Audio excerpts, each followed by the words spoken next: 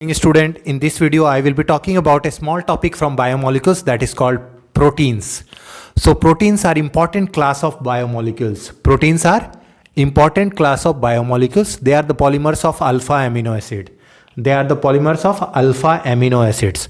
Amino acids are substituted methanes. Amino acids are substituted methanes. They have at least two functional group. One is called the amino group, NH2 group, and another is the COOH group.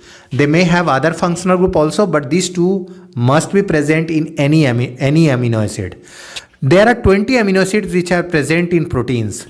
There are 20 amino acids which are present in proteins. They are called the alphabets of protein. They are called the alphabets of proteins. These amino acids are called alpha amino acid because the functional group are attached to alpha carbon. The functional group are attached to the alpha carbon. Alpha carbon are those carbon which are present just beside the functional group, which are present just attached to the functional group. The bond present between two amino acids, are called peptide or amide bond. You can remember them by C double bond O N H. So CONH bond, these are called peptide or amide bond. Suppose if you have a protein with 100 amino acids, there will be 99 peptide bond. So number of amino acid in a protein is N, number of peptide bond will be N minus 1. Now coming to types of amino acids. There are different types of amino acids like acidic amino acid. There are different types of proteins, namely acidic amino acid, neutral amino acid, basic amino acid, essential and non-essential amino acids.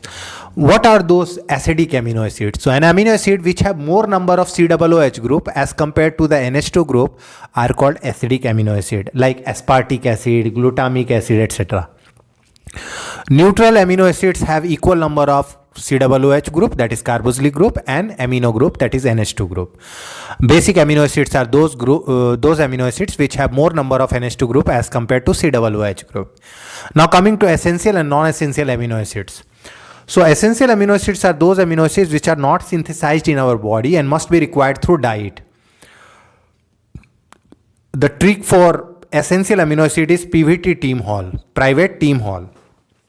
So this is very important for you, student. This will definitely be asked in your entrance exam. So the trick is PVT team hall. How to remember PVT? So P is for phenylalanine, V is for valine, T is for threonine, and T is for tryptophan, I is for isoleucine, M is for methionine, H is for histidine, A is for arginine, L is for leucine, and L is for lysine. So you have to remember this trick, very very important. Essential amino acids, these amino acids are not synthesized in our body and must be required from outside, Now coming to non-essential amino acid, those amino acids which are synthesized in our body, and not required from outside, are called non-essential amino acid. You can remember two examples. Glycine, alanine, these are non-essential amino acid. You can remember the trick GAVLI, G-A-V-L-I.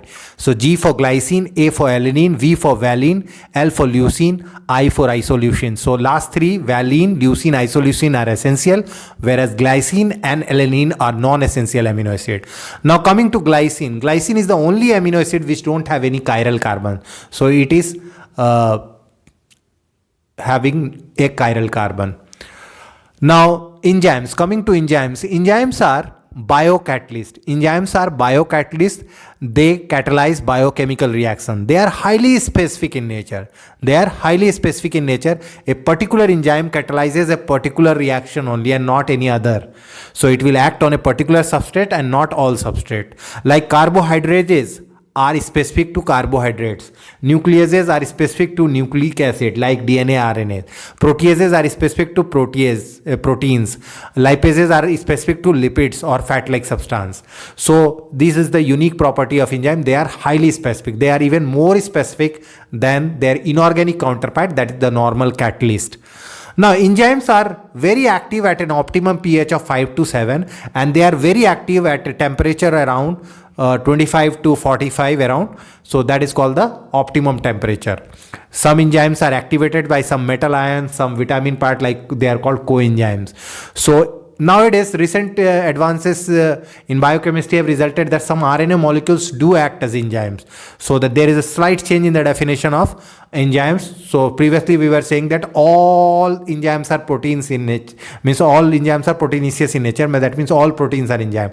But there is slight change in the definition now. Some RNA, with the advent of discovery of RNA enzymes, RNA molecules like they are called ribozyme, which act as enzymes. So these are about the protein part. There are different structure of protein, student: primary structure, secondary structure, tertiary structure, quaternary structure. And when you treat a protein which have a particular biological function called native protein, by any chemical like formaldehyde, or you can just increase the temperature, you can change the pH, or in drastic condition the protein loses its biological function. The protein loses its biological function, and it is called denaturation of protein. It is called denaturation of proteins. So thanks for watching, student. This was a small video on proteins. I think this will be really very helpful for all your entrance exam like IIT, NEET, MSET, BITSET, even for your board exam. So this topic is from 12th chemistry. So do like and subscribe my channel. This is Sandeep sir signing off. Thanks for watching.